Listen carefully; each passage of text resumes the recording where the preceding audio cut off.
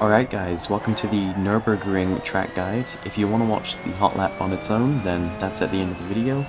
But for now, let's do the track guide. And also, just a quick note, if you can't match the times in this video, then don't worry too much about it. LFM has a weird thing going on with extended physics right now, and if extended physics is enabled on the server, then the cars will go a lot slower on the straights, but sometimes it's on and sometimes it's off. So yeah, it's really weird. If you can't get very close to the time on the servers, then try and keep that in mind as well. I really wish they would just turn it off on everything. There's no point in just having something extra for no reason.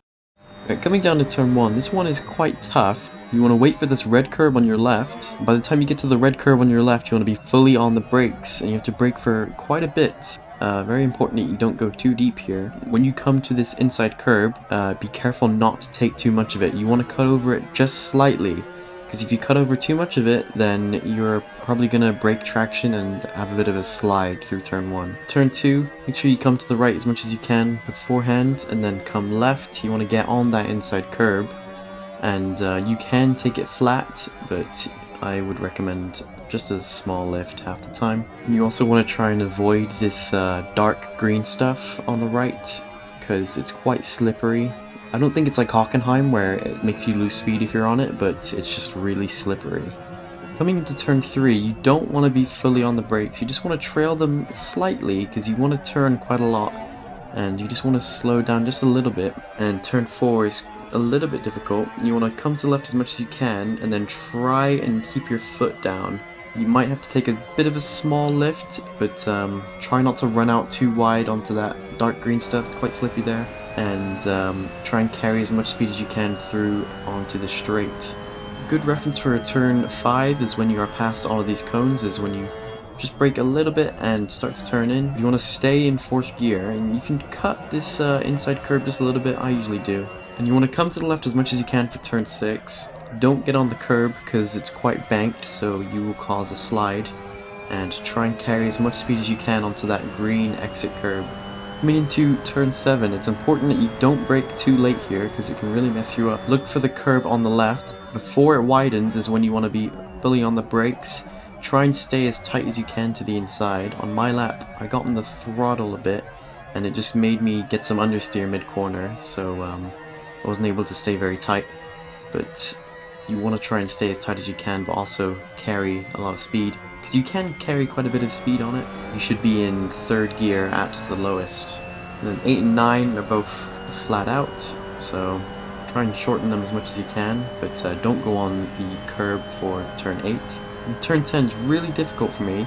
You can try take that dark green stuff on the right, but I find it too slippy and a bit unpredictable, so I don't take it. My reference is to start braking before the dark green stuff on the right, and it's about halfway through the dark green stuff. You want to try and get on that inside curb on the left to carry as much speed as you can through the corner. And then you can get on this exit curb on the right, but try not to stay on it and come to the left for the next corner. I stayed on it a bit too long, and it compromised my corner coming up, and I wasn't able to carry much speed through it. I'll show you a better clip. And from here I'm going to switch to a different lap because the rest of this lap was not so clean. But of course, if you want to see it, it will be in the Hotlap at the end. But for the sake of the track guide, I'm going to use a different lap for this end half. Right, so coming through to turn 11, all the way on the left now, and then turn in nicely. You can take a little bit of a lift, but I would stay in 4th gear, no point going to 3rd around here. And coming through to turn 12 is obviously flat, just a little kink. Don't go on that inside curb. Coming up to the chicane, I start to brake after the 50 board, stay in 4th gear, get on those curbs on the chicane as much as you can without clipping those big chonky curbs too much. You can touch them a little bit, but if you go on them too much, then it'll just spit you out and you won't have a very fun time. Now for the final corner, I get off the curb on the left. You can try and take it, but I find it a bit unstable sometimes. Stay nice and tight to the inside and just get fully on the accelerator and just let it smoothly drift out to the left hand side and you are done. Not a very big fan of this track, I really don't like it. You'll see my last sector in the Hotlap It was really bad, but I drove the track so much I just couldn't be bothered to try and do another lap where I just didn't mess it up so badly. Alright guys, I'm going to show you the setup now. If you don't want to just copy it, you can literally just download it in the description. It's way simpler. But I will tell you how much fuel to use. For your tire pressures, you want 21 all around, I think, is what I found to be the best for LFM kind of conditions.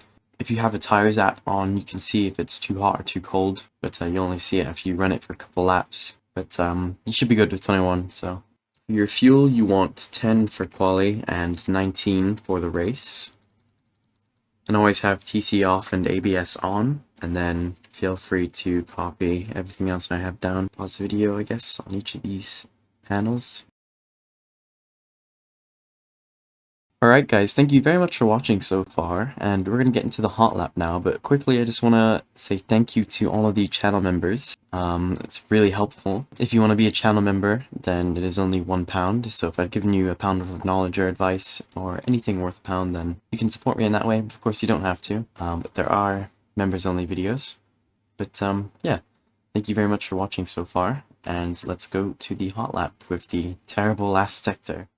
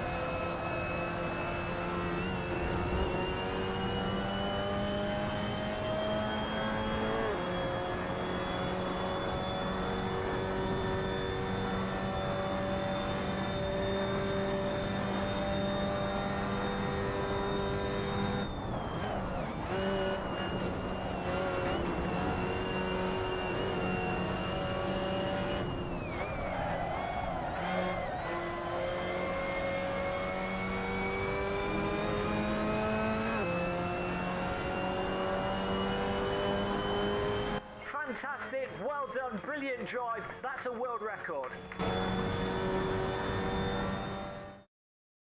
Thank you very much for watching guys, and I will see you all later.